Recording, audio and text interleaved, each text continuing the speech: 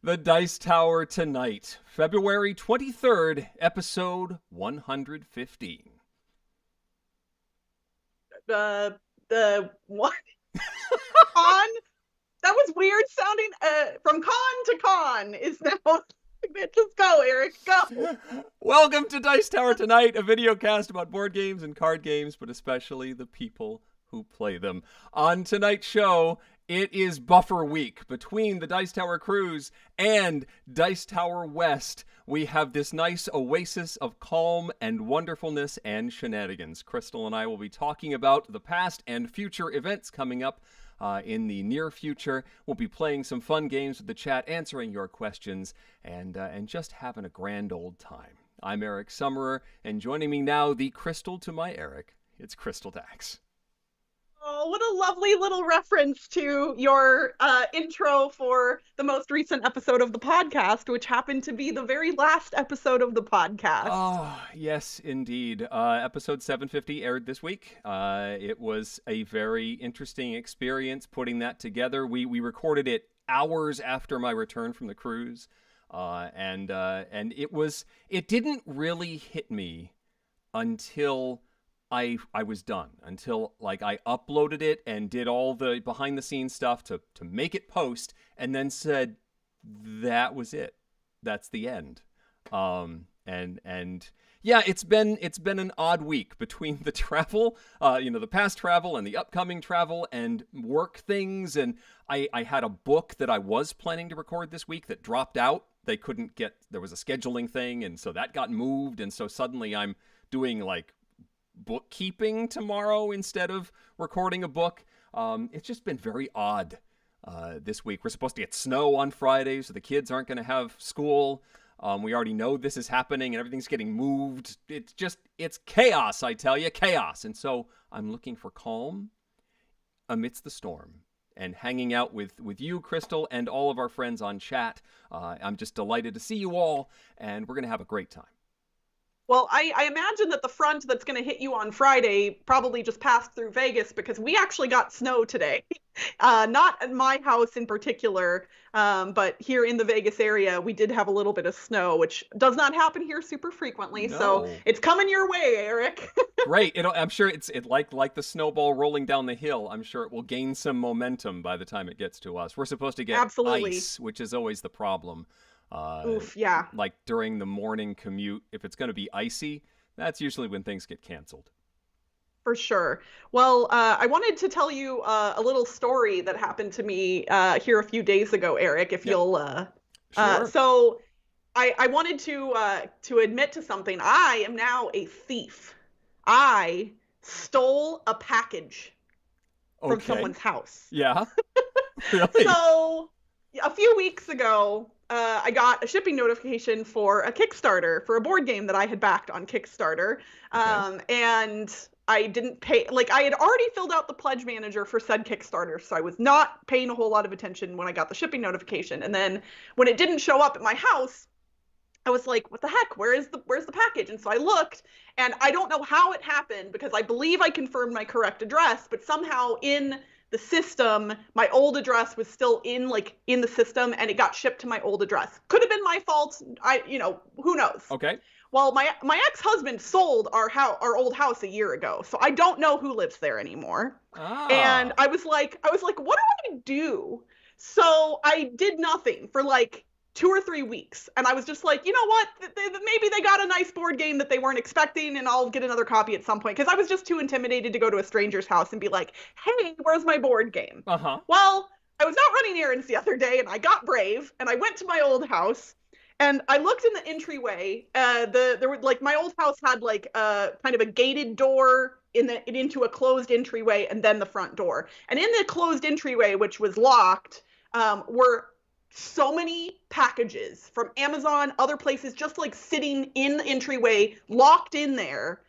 And outside of the entryway, on the side of the house, was a milk crate with more packages in it. Wow. And so I knock on the gate, the gated door, a handful of times, and I'm trying to see if anybody's home. It's the middle of the day, nobody's home.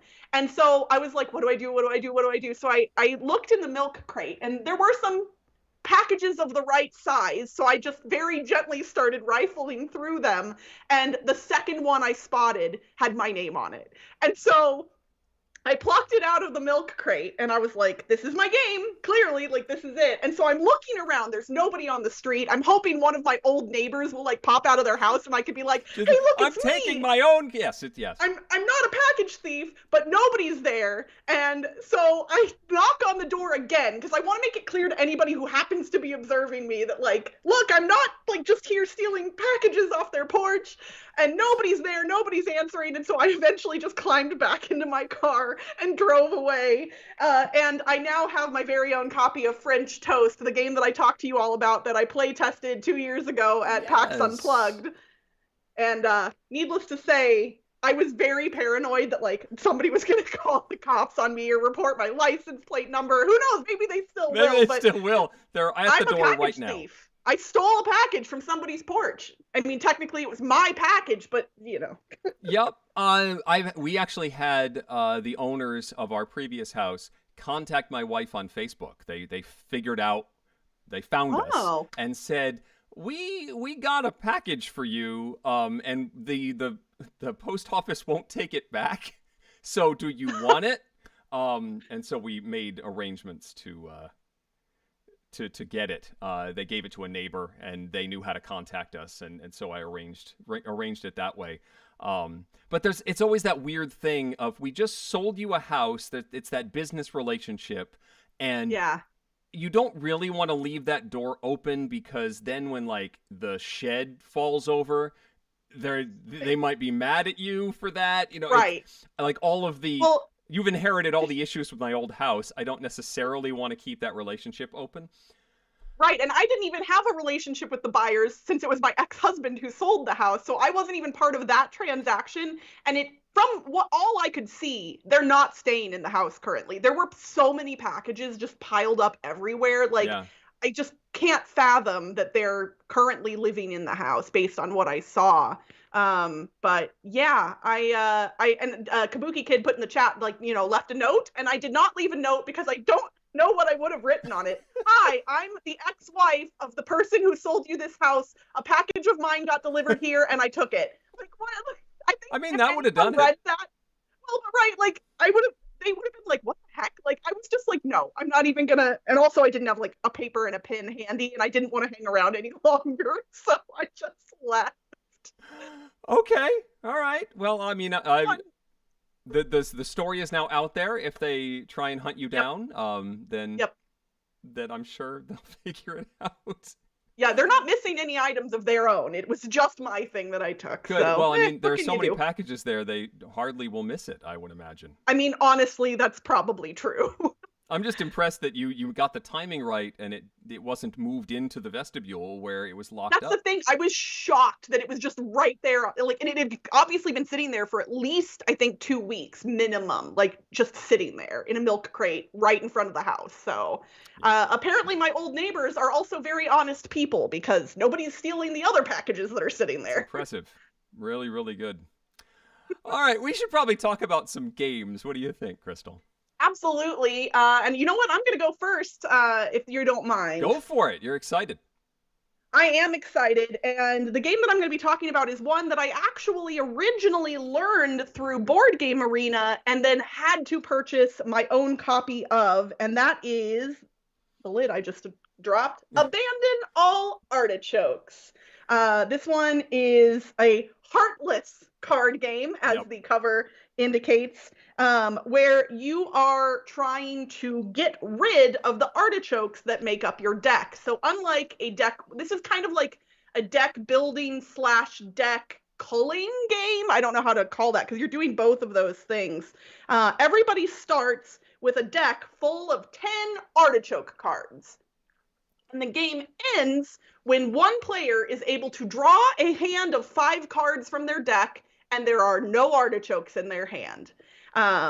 During the course of the game, there will be an array of cards out on the table, and on a player's turn, they will always get to choose one of the face-up cards to add to their hand, and then they can play as many cards as they want from their hand. The artichokes are generally not playable on their own, but all of the other vegetable cards will potentially let you get rid of artichokes, pass them to other players, or do other random things with them. Like, as an example, the potato allows you to reveal the top card of your deck.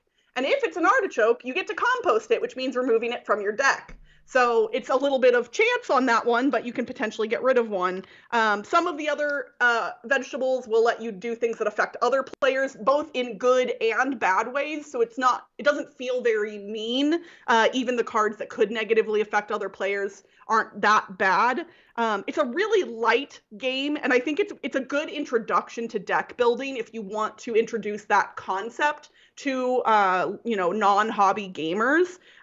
It's really fast to set up and play, and I really appreciate the fact that although the tin that it comes in is awkwardly shaped, it looks like an artichoke, and so it's like got nice presence on the shelf.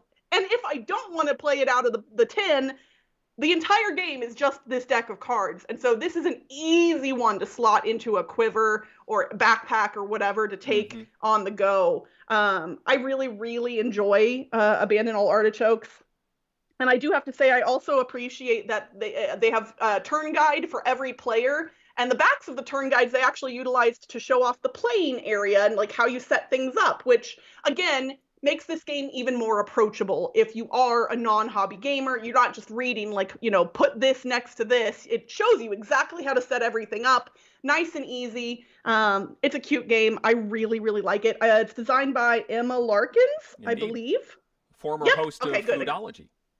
Yes. And yeah, this one's super fun. It's on Board Game Arena, so people can try it for free. And chances are, if you like light card games like this, like me, you're going to end up buying your own copy of it in the end. But that is Abandon All Artichokes from Gamewright. It's a lovely game. It's been a big hit with my family. My mom really likes it. My sister enjoyed it.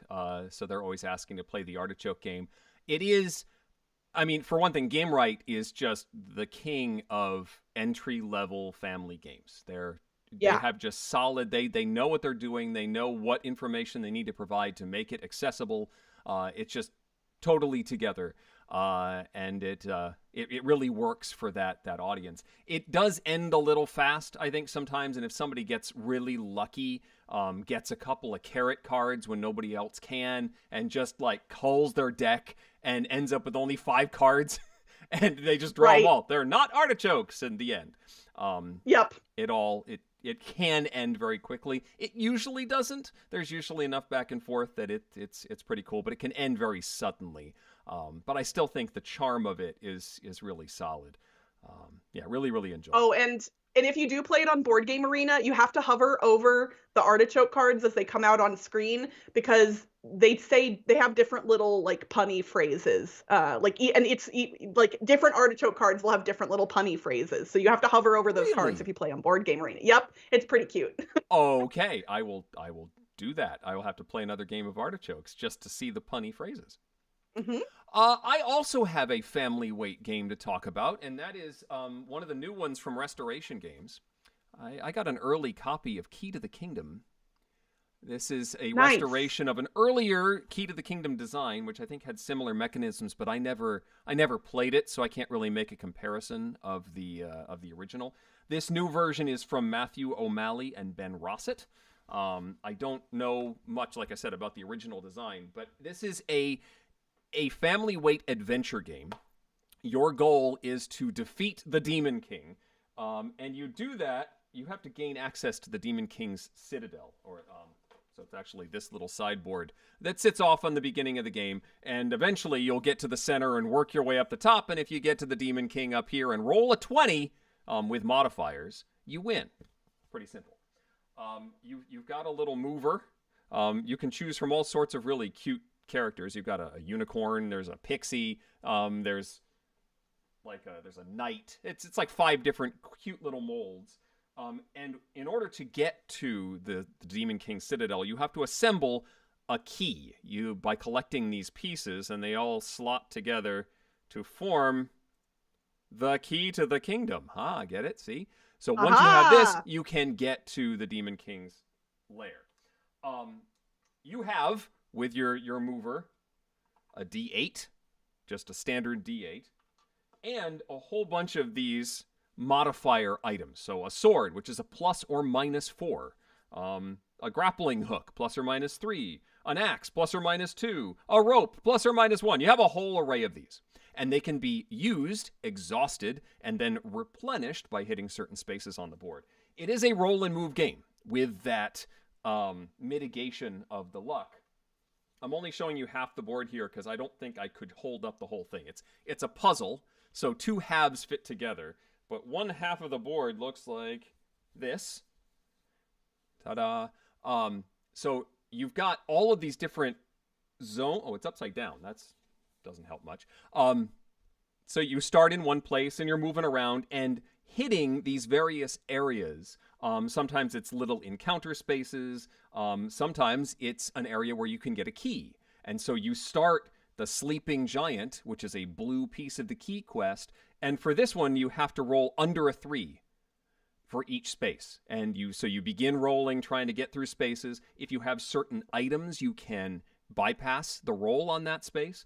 So you try and have as many of your items ready to go when you enter these quests, and you work your way through, and hopefully, if you can get through it in one turn, you get the piece of the key, and you can move on to other zones.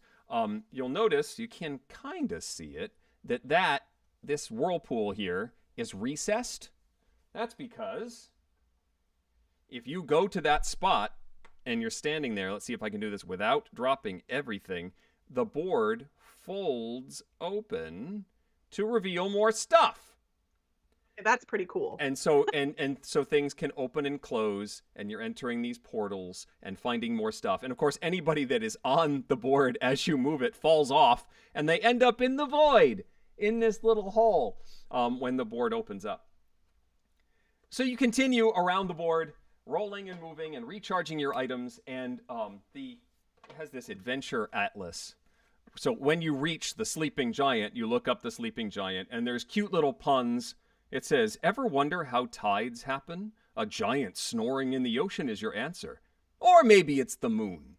It's got tons of little flavor text pieces. There's even like a diner-style playmat in the back of the book. Oh my gosh. It's got so much flavor. Presentation is absolutely stellar. There are event cards, which are characters that you can pick up, like companions that will help you get through certain things. There are, if you manage to roll high enough, you get through a particular, terrible event. The Boisterous Bard shows up, and I made sure I stacked the deck so that my eldest got this in his deck. He pulled the first event. It literally rickrolls you. It rickrolls you. It says, never going to give you up, never going to let you down. You just got rickrolled by a board game. Let's make it up to you, and then you deal with the event. It's got stuff like that in here, and it's chock full of it. It is a delightful game to play. That's the good stuff. The bad is that because it so firmly hits that family weight entry-level adventure game vibe, there's not a whole lot for adult hobby gamers here, I think. It's a lovely diversion. It's great to play with kids or new players. I think it will get very old for folks who don't enjoy luck. There's a lot of luck. There's even there's a demon die. So you get your normal D8. This is the demon die. It's got a 0 on it. It's got an 11 on it. You don't know what you're going to get when you get the demon die in your hand, and you can pass that around to other players. It's chaos. And if you're looking for that sort of rip-roaring, zany adventure, it's perfect. If you're not, this will drive you batty. It's fun. It's a fun time. I enjoyed it with my kids. I think it aims a little young for my 10 and 14-year-old. I think they're moving just past that. So I don't know how much replay Key to the Kingdom is going to get in my house, but for its target, it lands it real well. And that's Key to the Kingdom from Restoration Games. Glad to hear about that one. I remember, at Gen Con 2019, I think that was the year that they came to the Dice Tower show and announced that they were bringing that one back. And I had actually never heard of the original. So I'm glad to now know a little bit more about the new version of it. Who was it that just asked? Kabuki just asked in the chat, I wonder if kids know what a Rickroll is. They know. Apparently, Rickrolling is still a thing. And they Really? think it's hilarious. Oh, yes. Very much so.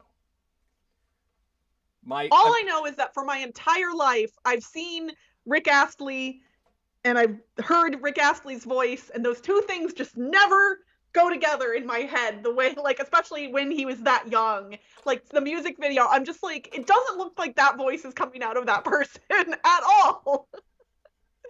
I mean, we're going to talk about the cruise later, but there was a karaoke event on the ship, and my eldest waited until I left. I had to leave halfway through, but after I had left, he signed up to sing Never Gonna Give You Up, and so he rickrolled the whole room. Nice. Seriously, like he really did it, and was very proud of himself for doing so. That is awesome. Props to him for that. All right, Eric, I think it's about time to play a game with the chat. What do you think? I think we should do that. I think they're all right. Chomping at the bit to play something. Well, chat, I have a fun surprise for you. Not too long ago in one of our episodes, we played an analog version of the hit viral word game Wordle. And you all seem to like that quite a bit. You and Eric were able to solve many words really well, but tonight we're going to do something a little bit different because there is a website where you can create your own Wordles digitally. And rather than me deciding what all the words are, I figured maybe some of you would be able to come up with some good ones. So what's going to happen is Eric is going to hide the chat. And you all, if you want to play along with Eric and help him, you're going to need to hide the YouTube chat as well. So if you want to play along during the game, you got to hide the chat completely and no cheating, because that's not fun for anybody. But if you don't want to play along and you want to be one of the people that helps decide what words Eric and the other people in chat have to solve, stay in chat with me. And I'm just going to start asking you for suggestions of 5-letter words that are related to board games in some way. I'm not going to randomize which get picked. I'm going to go ahead and select them from what shows up because we don't want to make it, too ridiculously hard, or I'm going to try and make sure I pick words from different people, but you all feel free to start dropping words in the chat right now. I actually have one set up for you, Eric. So while the chat is doing their own, I'm going to grab this link if I can actually get it copied. Okay. And I'm going to drop this over here for you so you can get started on one while they're putting stuff into the chat. So I'm going to look for all caps words coming from you all. Got to be in all capital letters for me to be able to point it out. Kabuki, you don't have to, you're just going to watch and take the ride. Okay. Ooh, I like that one. We got an idea there, but Eric is going to go ahead and pull up the one that I sent him first. And then I will start choosing from the ones you all submit. So feel free to keep them coming. I will use the whole list as fodder going forward. I believe, let me just make sure that everyone can see what I'm looking at. Yes. Okay. Had to juggle a bunch of windows. Okay, so I just get to start guessing something, and I guess I'm on my own now. I don't have chat. Chat is helping you. They're not helping me. So that's just lovely. Okay. So I am not a Wordle enthusiast. This is not something that I do a lot of. How about TABL? Here, actually, you know what I'll do? I'm going to copy and paste the link into... Oh, no, because they can't see they won't be able to see the chat. No, they can for this one. Y'all, if you unhide the chat, you can grab the link for this one that Eric is solving, and you can solve it along with him. All right, so all I get is a T. That's just great. But I know A and E aren't in it, so that's something. Oh, and I see that it's unhighlighted those letters. I like that. That's kind of cool. the presentation is neat. Okay, so there's a T and there's other vowels. It doesn't start with a T. Da-dum-de-dum-de-do. What would be more vowels to use? I Uh, and yeah, Eric, the chat is suggesting that you enlarge the size of your browser if possible. For me, that's usually control on my computer and a scroll wheel, but I have a PC, not a Mac, so I don't know if that would work the same for you or not. enlarge the size of my browser because it's not large enough. I mean, it's viewable. I think it's fine, but it's just Yeah, I don't know how to make somewhat, it yeah. bigger without Okay, keyboard shortcuts that I am no afraid are going worries. to disconnect us if I do it. Um, Totally fine then. yes. I need to pick another word. Oh yeah, the link didn't show up in the chat. That's weird.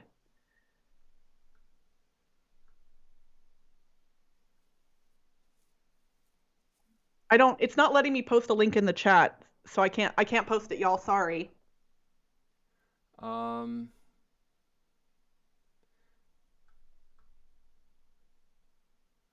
nope, that's not a portal is a 6-letter word. Maybe I'll just Uh, put ports. Everyone is saying that the keyboard shortcut for you would be command and then the plus sign to increase the size. Well, Multiple people have said this, let's so. try that. Where's my plus? Here we go. Ah, look at that. Look at that. I made it real big. Okay. I'm going to say ports and oh, look at that.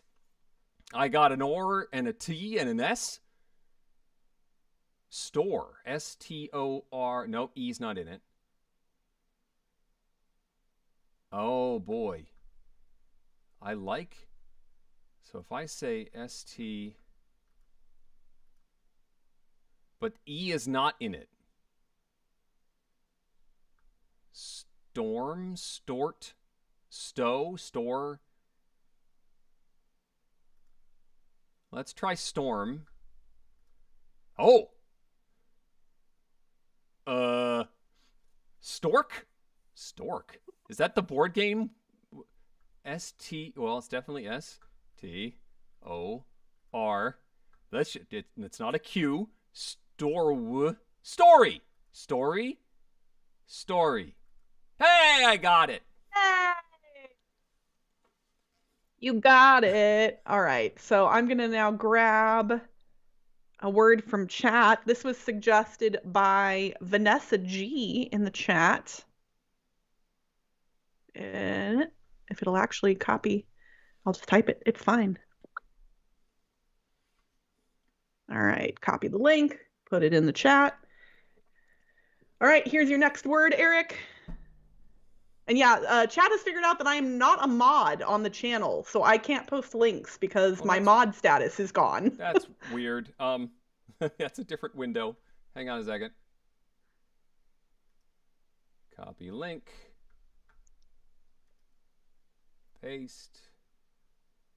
And visit. Nope, I'm stupid Windows. Okay, here we go. Okay, new 5 letters. And this one is submitted by who did you say, Crystal? Vanessa. Well, knowing what I know about Vanessa.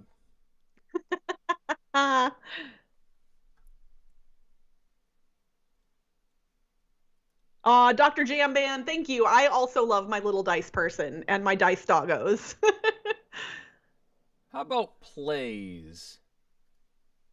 Terrible terrible guess. All right. Well, plays is not helpful.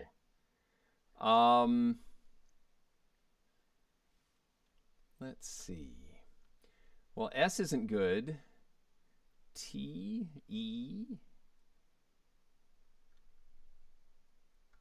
Y, so it can't be tray.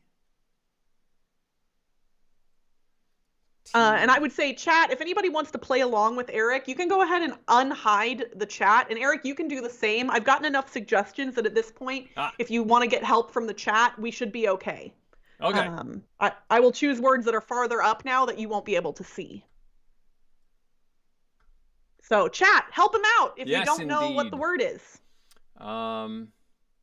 Vanessa says he knows I'm awesome. Yes. But Well, frogs. Sure. Frog. Well, no, there's no S. Um, Frog.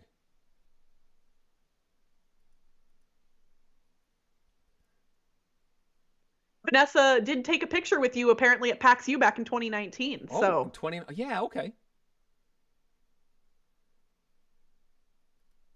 you know what, It's Juju? 20. I have never actually noticed that. Eric, I didn't notice that you and I are both D8s. Yes. I I don't know if I that had was never actually. important. Yeah, on purpose. Yeah. Yeah, Court. I don't remember. I think I was given an option.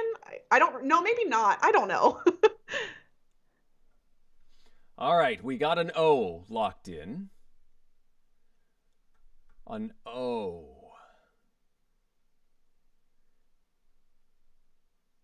M. No, Y is money would not work. M-O.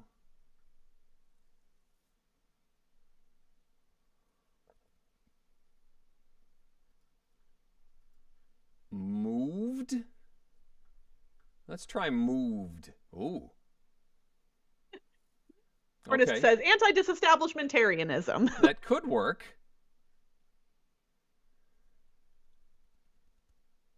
Not tonic. We know M isn't in there. And is this what everybody does in Wordle? They just like talk to themselves? Probably. Blah, Yeah, blah, yeah, yeah. blah. S isn't in there. What is the E something?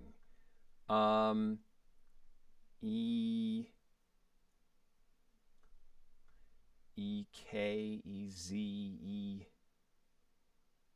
E N Moen Hoven Mower. No. Mower? No, R is out. Well, and for the record, Eric, the game does not require you to continue using letters you already know about. So you can sometimes like find or eliminate other letters by using a word that doesn't include the letters you already know about too, in case that is helpful at all. I see token is there. I like that as a guess. I do like that as a guess a lot. Token. Yeah, that's it. That's it. That's what Vanessa put. All That's right. the Next link one. is coming at you in the chat, Eric. Again, you can keep chat open. You're totally fine. This one came from Hornist, so Oh, you you can were blame ready. him if You it's were hard. super fast on that one. Yeah, I prepped this time. I get enamored with watching you play sometimes, and I forget to prep, but this time I got it. So Okay, here we go. New one. Token was a great one. I liked that. yeah, I like this one too. This one's interesting. I think it'll be potentially a little difficult, but we'll see. All right, what to start with? No, Alexander Pfister is not a 5-letter word. Freese. Is that 6? Yes. Friedemann Fries. Let's start with break. Enter that one and see what we get. We get an A in the right place. That's good. A is good. Plant. Mount. AD. Wound. W-O-U-N-D. Oh, that's true. You can type. You don't have to click on letters if that is also helpful for you. Oh, yeah, all right. But then it's harder for me to see what I've used. Let's try I know, wound. right? I get a D. Okay. And eliminated a bunch of other letters. Sometimes that's how I figure stuff out, is just by eliminating possibilities. D. So if it's AD, there's got to be another vowel in there, unless it's another A.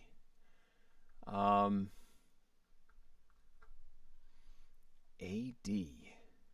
People in the chat are talking about their starting words when they play Wordle. I don't ever use the same starting word when I play. I just pick a word at random and run with it. Land is not, no. Triad? Interesting. Mind Night, if you liked Quordle, I would suggest looking up Squaredle. It is my favorite of all of the variants that have popped up. It is confusing at first, but really fun once you understand how it works. Squaredle is what it's called. It's a grid of 6 words that all intersect with one another. It's very neat. Could be squad, except there's no U. Squid? No. Nomad. All right. Yeah, that's not a big, except there's no N. Salad? Ooh. I like it. I like salad. This is the problem with chat. They're just like, yep, I think I remember seeing that word about 10 minutes ago. Nah, I don't think they're cheating. I think they're doing good. They're doing it right. Salad was good. The double Yep. A. And I forgot who provided this word. Oh, this was from Juju. So props to them. And this is going to be our last one just for tonight. Okay. So we can get to our awesome discussion about the cruise and Dice Tower West. But I think it's fun that I get to blame chat for anything being difficult and not myself. All right. I like roads again. Knock off some. Get the S. All right, we're doing a plural. I misspelled Mine tonight. Squirtle. I hope you enjoy it. Come let me know if you enjoy Squirtle. It's like I said, you got to read the rules. It's a little hard at first, but it's very, very fun. All right, so no O and no A. Juju's not going to give you any hints since they're the one that came up with the word.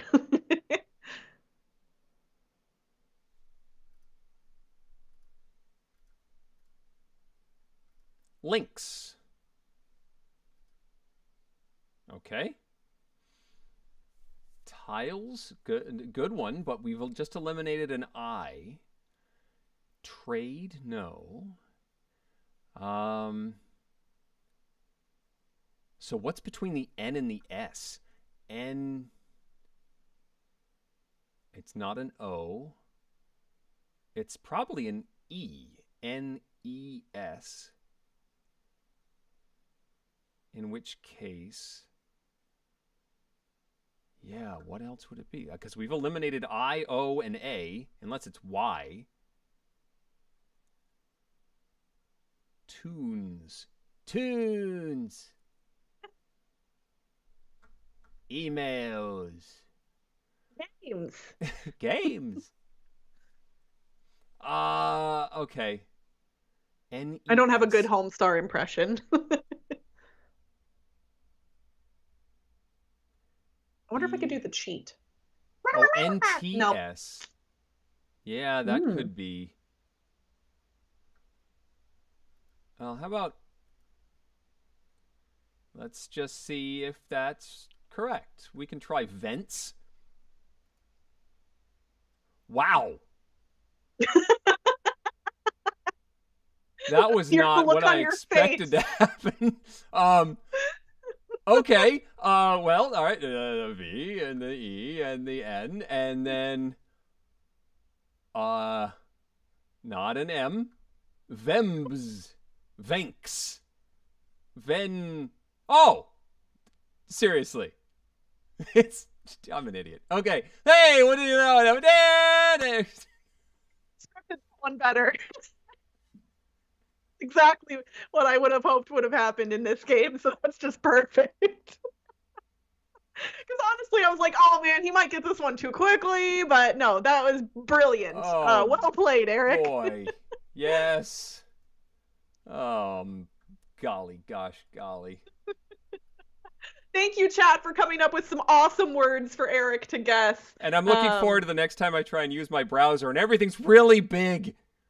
oh yeah, you gotta turn that back down. All right, well, let's chat a little bit, Eric. I would love to hear about your experience on the Dice Tower cruise. The good, the bad, the otherwise. I know it was a little bit weird this year because of, pandemic precautions and Yep. whatnot. But I would love to hear about how it went. Well, overall, very, very well. This was the first time that we brought the children. So I had the 10-year-old and the 14-year-old on the ship. They loved all the stuff they could do on the ship. It's the really nice thing about having a floating convention is that there is the board game library and games to play, but then there's also all the other stuff on a cruise ship. So the 14-year-old was interested in playing some games, and he actually played Merchant of Venus with me. Like I Oh, usually nice. play, I bring it out like on the first day or so, and just set it up, see who wants to sit down. And when I explained that that was my plan that day, he said, "Well, Dad, can I join in on that one?" Which Oh, made me really happy. He didn't like Merchant of Venus all that much. I think he thought it was just a little long. At some point, I started catching him looking at his phone, and so it just yeah. was a little longer than his style of game. But it was great for him to play that, and now he knows the game, and maybe he'll want to play it in the future. But he had a blast playing some new stuff. There were some games that my wife wanted to play. Stephanie wanted to play Rescue Polar Bears, which was in the Dice Tower library, and it's a difficult game to find. But I may have found someone who's coming to Dice Tower West that is looking to get rid of a copy, and so we're working on making that exchange, which will be great. It'll make Steph happy. And my youngest made a friend very early on. Found a little girl who is like the same age. They have the same birthday, literally. That was on the cruise with her family, and so they hung out all the time. But they wanted to go to the pool and to the flow rider and all the other stuff. But they would play ice cool. Or tumbling dice, or something equally silly and fun on in the board game library. I think I played 10 Days in the USA with the 10-year-old, and that went very well. He asked to play it again after we played it one time. He's like, "Yeah, let's do that again. Let's set it up and do it one more time." But it was very different to have the kids on the ship because they would want to do their own thing. It was harder for me to say, "I'm getting up early, I'm having breakfast with Steph, and then I'm going to go play games, and she's going to go knit by the pool," because now there's two more people in the mix, and we had to figure out. While the 14-year-old could pretty much do whatever he wanted, he had free run of the ship, and they would let him do activities alone. The 10-year-old needed to be supervised in the pool or at the flow rider or doing some of these activities, and so an adult had to be with him whenever he wanted to do those things, which meant that one of us had to escape our plan and go do something with them. So it was a lovely family vacation. We enjoyed the excursions, but it was a very different thing having the whole family there than it was when it was just the two of us. And I know the older one ended up missing the ninja finals because of the timing with the cruise. So how did that go over okay or I mean, I have to give the guy credit. He had a lot of maturity in handling this because I would imagine a lot of teenagers faced with this information would have flipped out. For background, my son does ninja, and had a very good season this year. He hit 2 buzzers in competition. He got a trophy in one of them, and had like a good chance of being in I think it's the top quarter or top third of people in our region would move on to the world competition in a few weeks. And they announced when the regional competition was on the weekend that the ship sailed. There wasn't anything we could do about it. We were already signed up for the ship, and that's how it worked. And so I think it's because he wanted to go on the cruise, so he was excited about that too. If he had not wanted to do the cruise, we would have heard no end of it. Um, I mean, I was a pretty good kid, and I know I was a pain in the neck at 14. So yeah, I even the good ones, when something really big like that happens, it's devastating to a Yeah, teenage yeah. brain. What's tough now is that a lot of his teammates, he's on the team at the Ninja Gym, and so many of his teammates have qualified for Worlds, and the focus is now on Worlds, and he's not even in the mix because he didn't compete Oh, at regionals. I mean, he's still training and he's cheering them on, and will do so for the rest of the season. But his season is over, um, and it's just it's just a bummer that he didn't yeah. get to complete it. Well, I'm really happy to hear that the cruise went well for everybody. I was following posts in the Facebook group throughout the cruise. I couldn't help but look and see what was going on, and people were posting about wanting to play certain games and go grab food or whatever else. And I, was wishing that I was there. But thankfully for me, the FOMO does not last much longer because a week from today, Dice Tower West starts, and holy Yes. moly, it snuck up on me. I won't lie. It is, yeah. And we turn around and here you go. And Tom posted the schedule, like the volunteer schedule when we're playing games and doing shows and stuff like that. And I'm like, wow, yeah, yeah, okay. Yeah, in just a week, I'm gonna be in the thick of it and playing stuff again, and probably hauling Merchant of Venus along with me for one more round.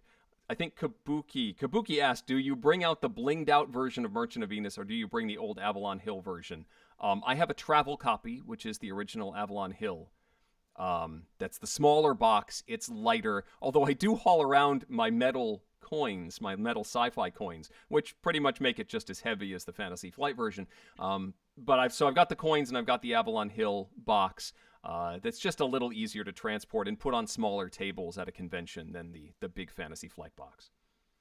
I mean, I'm thankfully I live here in Vegas because if I didn't, I don't know what I would be doing because I've already committed to playing Return to Dark Tower with some people during the con, and so I'm bringing that, and that is not a small box by any No. means. No, no, no. And I would be really nervous. Somebody in the chat was like, I could never pack a game in my suitcase. You need to be willing to have a dinged up box when you take a game out of your suitcase. Well, one reason I call my travel copy is because there's no insert or something that's going to get destroyed on a plane. It's just, and it's a pretty dinged up box. It's what some would call lovingly, well loved.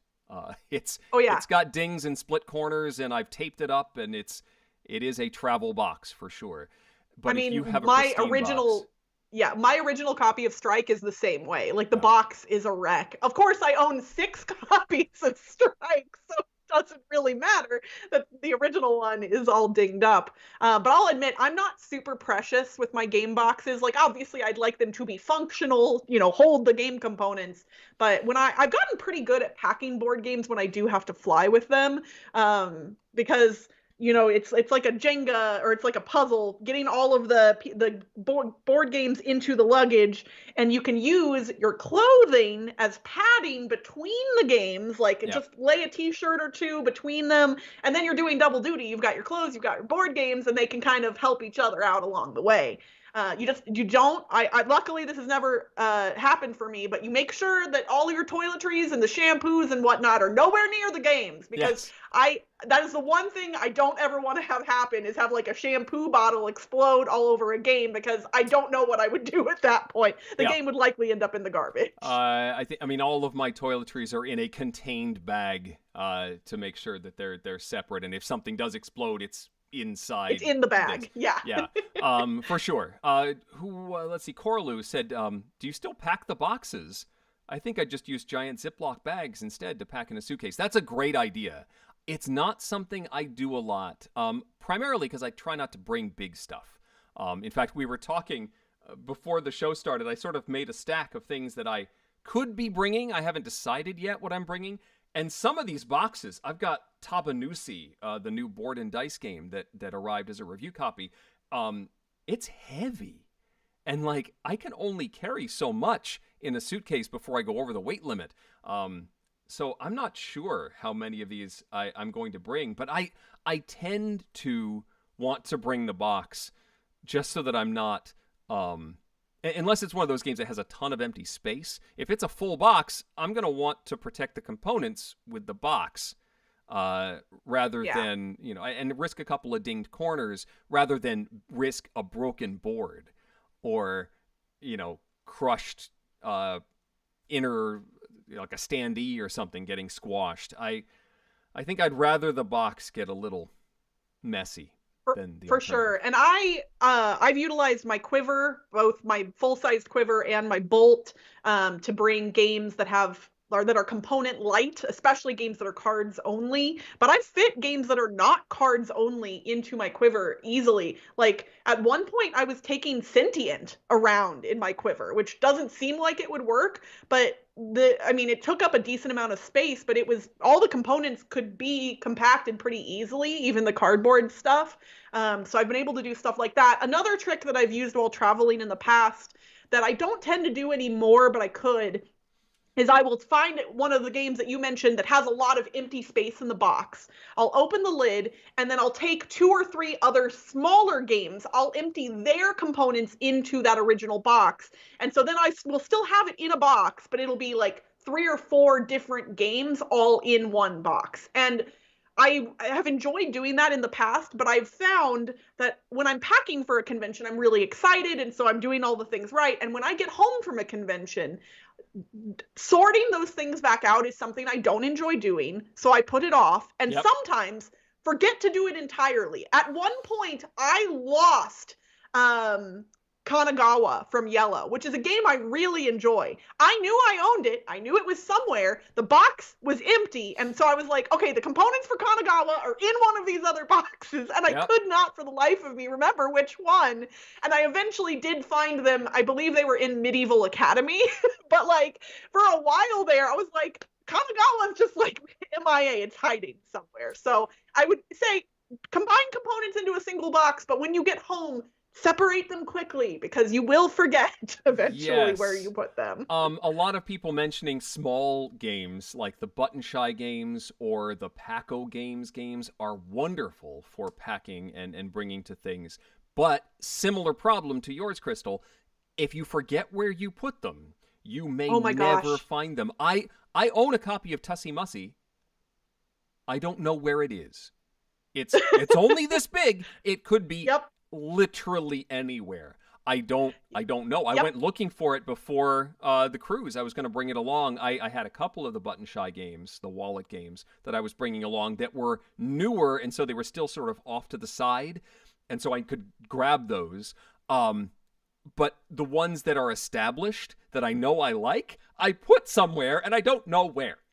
They're like in the pocket of a backpack or in a sleeve in a suitcase or the pocket of a jacket, or like they're literally in one of those random spots that was a perfect place to put it at the time. But if you don't take it out right away, they tend to. I've definitely lost Paco games that way before and then repurchased them because I was just like, they're cheap enough, I'm just gonna buy it again. I know where my Paco games are. They're in an outer pocket of my iPad carrying case. So when I carry that around, I know I've got games with me just in case somebody wants to play a game while I've brought my iPad somewhere. That's not yet happened, but I have them. It is nice to just, like, I do tend to have, like, a game like that in my purse or backpack kind of at all times. And yeah, they very rarely come in handy, but boy, when they do. When they do, I am ready, by gum. If the parents at Ninja Class want to play the bus pick up and deliver game, I'm ready to go. No one's asked, but that's fine. I'm ready. Bus is a fun one. That's one of the Paco games that I really enjoy. And so I think it was somebody in the chat mentioned being their favorite Button Shy game, SHH, for people who don't know what I just said. Let's see. Oh, that was Kabuki.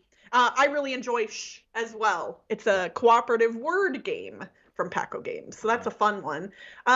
So we're talking about packing and things like that, but aside from what you're bringing with you, Eric, are there any games in particular that you're really excited to potentially play at Dice Tower West? I didn't get a chance to play this at the cruise. I almost did, but Mind Management is getting a lot of buzz as a hidden movement game with a really interesting graphic approach and flavor to it.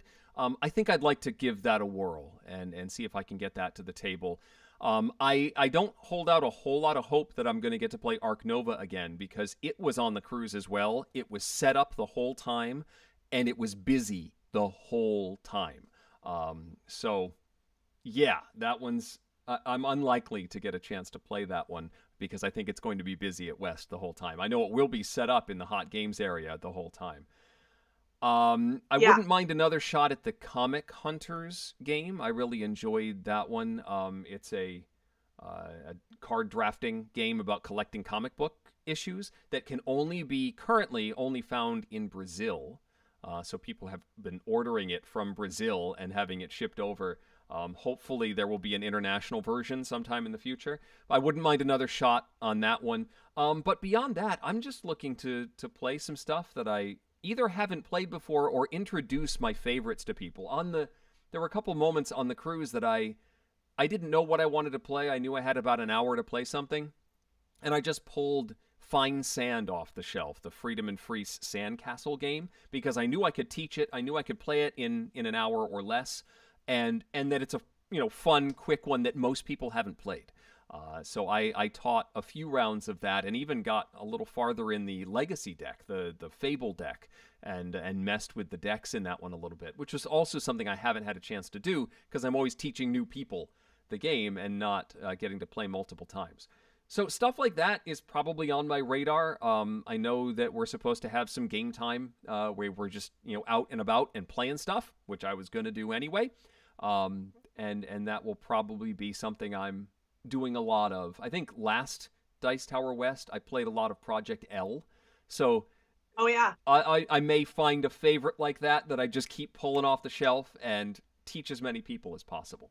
Yeah, for me, last Dice Tower West, Nova Luna was that for me. Yes. Suze taught it to me, and then I taught it to a whole bunch of other people. And I've played it numerous times throughout the pandemic after I got my own copy. I really like Nova Luna. For me, I'm kind of in the same boat you are. I do try and bring and or pull off the library shelves games that I know and that I know other people don't. And the ones I try and bring are ones that likely aren't going to be in the library. Especially there's a lot of like smaller niche Asian games that I really like. Things like Nokosu Dice or Let's Make a Bus Route.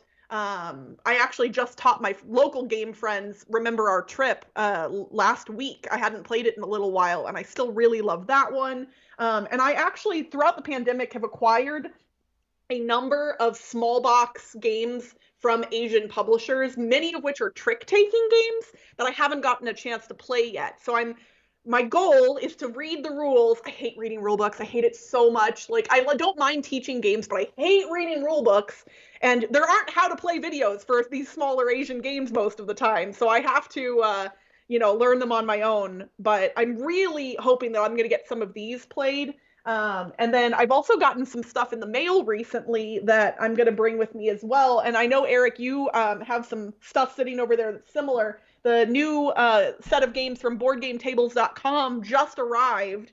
So I've got Ghosts of Christmas Past, also a trick taker, Bear Raid, which is a bidding or stock game of some kind, and then Factory Funner, which I've heard Z rave about since early in when I was watching Dice Tower content. Like, I remember Z talking about Factory Funner in top 10 lists or, other places, like way back when I was watching Dice Tower content. And so I've always been curious about it. So when it was part of this Board Game Tables Kickstarter, I was like, well, let's just do it. And I've said this on this show before, but so far, every single game that Board Game Tables has published, I've liked. So I gotta play all three of these and see if the streak continues. Yeah. A Funner, I haven't played Factory Funner, but I did play Factory Fun, the original version of the game, which was not...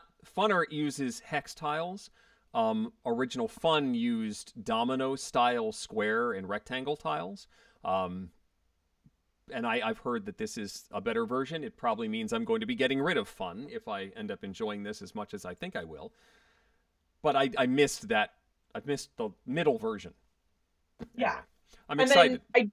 I don't know if I'm bringing this with me to the con or not, because I don't know if anybody else will be interested in it. But I also just got the new storybook game from Plaid Hat, Familiar Tales, and I'm super excited to play it. So, your face, Eric. I'm happy for you. I really am.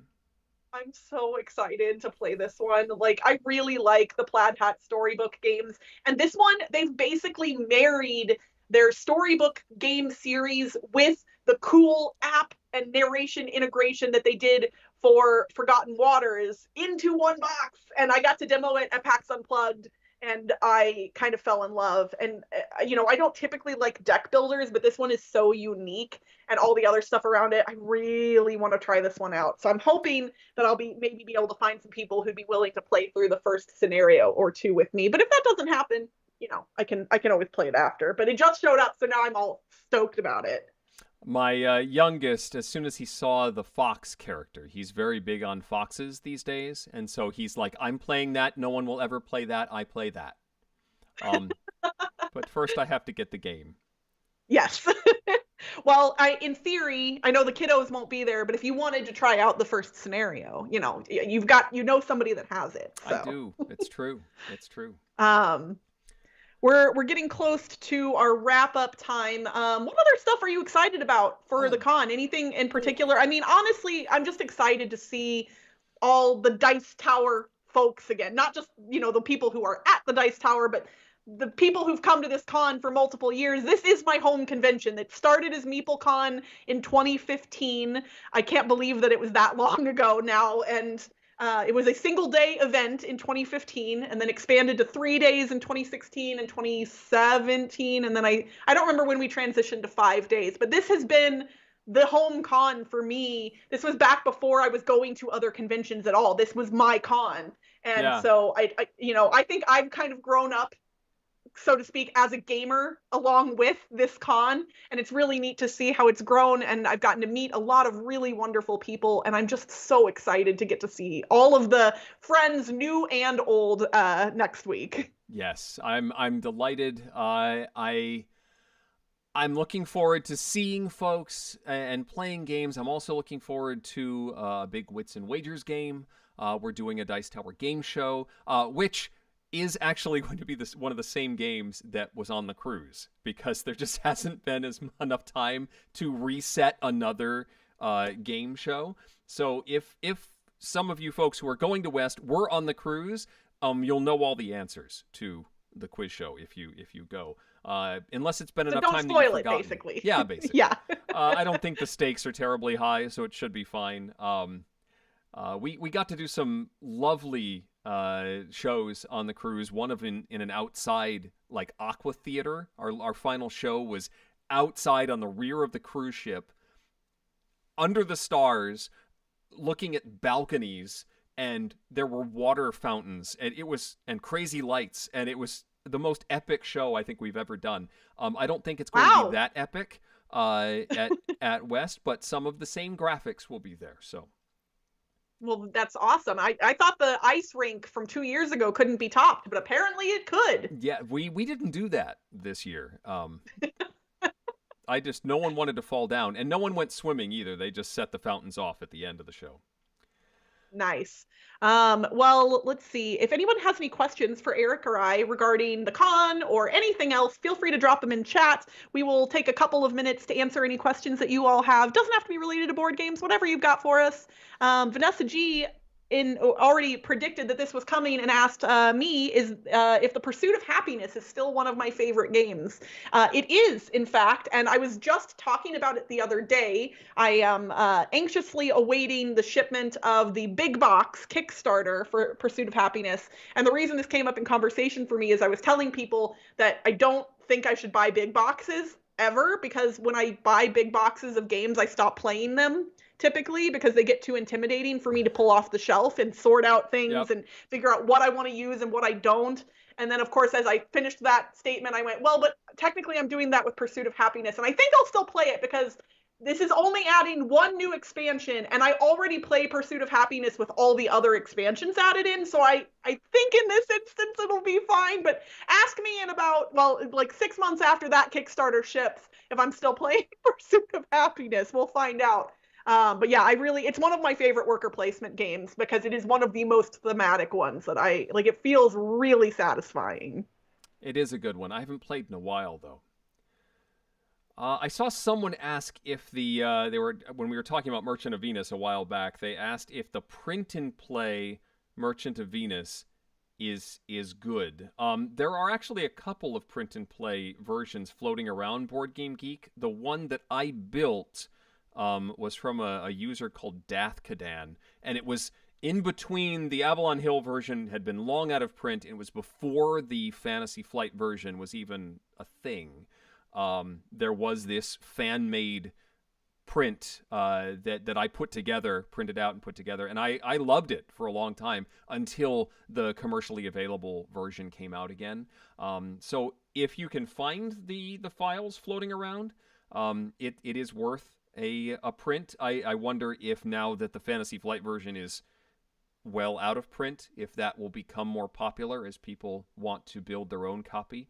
But I know that when the reprint was coming, some of those files sort of quietly disappeared as we were expecting a commercial version to come back. It's sort of okay when people are making fan-made versions of a long out-of-print game when there's just no way to provide the original company or the designer any sort of financial support. It becomes less of an issue when that's the situation, but when there's an actual commercial copy available, then yeah, that's back off, and the community sort of goes, nope, buy the real one.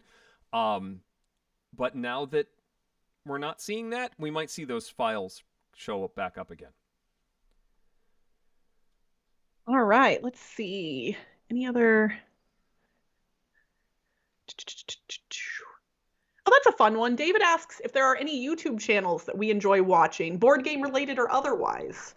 I will say the one channel that I go to generally every weekday without fail is Good Mythical Morning. I've been a mythical beast for a very long time, and I've actually gotten to meet Rhett and Link in person, like privately, which was a really cool experience. The first year they launched the Mythical Society, I was a tier 3 member of the society, and I got an email from one of their staff members before a live show here in Vegas that said, hey, if you're going to be there, you can meet Rhett and Link. And I was like, wait, what? Like, I didn't buy a VIP ticket or anything. It was just a cool thing they did, and they were really awesome to meet in person. So yeah, I'm a hardcore mythical beast, and I love the content that they do over on that channel. I don't know if I have any channels. I don't subscribe to many. I tend to just sort of bounce around and find a topic that I like, and I'll find an a cappella group and watch a bunch of their covers, and then that leads me to a few other things. It's not really anything that I'm watching all the time and subscribing to everything they produce.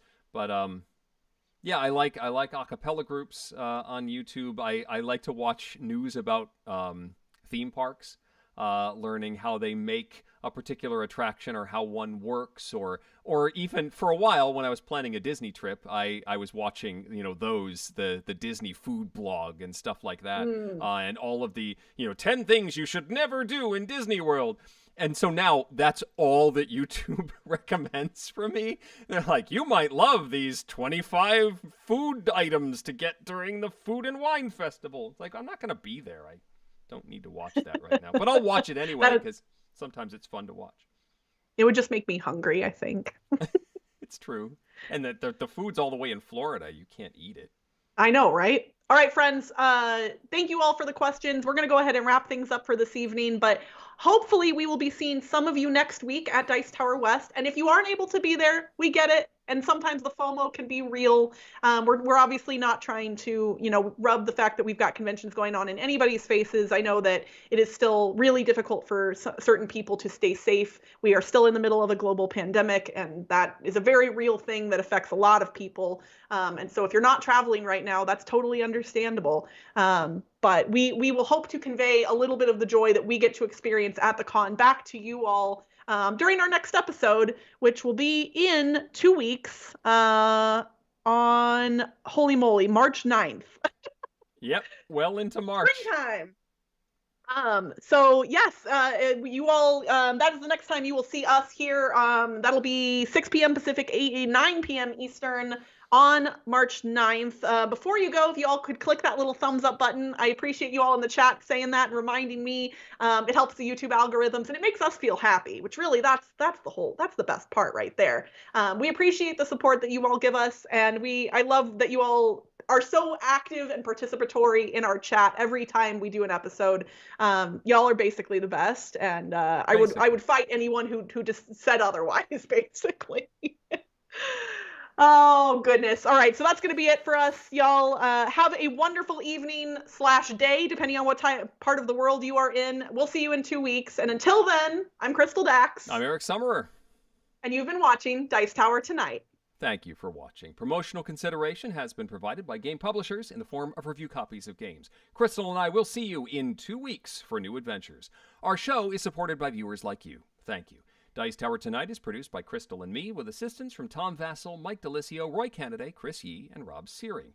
The last in a long dynasty of minor insect nobility was announced as the 7th Count, an ant. Timothy Pinkham composed our theme, and hosting is provided by GameNerds.com. Give us your feedback on the Dice Tower Guild at BoardGameGeek on Facebook or Twitter, or by emailing us at Crystal@Dicetower.com or Eric@Dicetower.com. You can hear more from Crystal on the Board Game Blitz podcast, and I can be found in the next couple months for a new show with Tom called The Table. Until next time, from all of us at the Dice Tower, have fun gaming. Good night, Bye, everybody. everyone.